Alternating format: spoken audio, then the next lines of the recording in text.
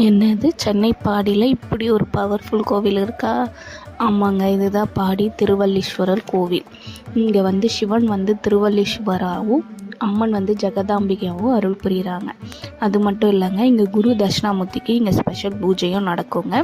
இங்கே ஒரு பெரிய மேஜிக்கும் இருக்குதுங்க.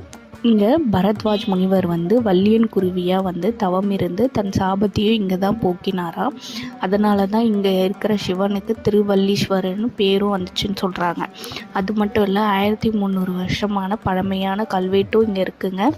அது மட்டும் இல்லை, விநாயகர் இங்கே வந்து வேண்டிதான் சித்திமுத்தியும் கல்யாணம் பண்ணிக்கிட்டாராம்.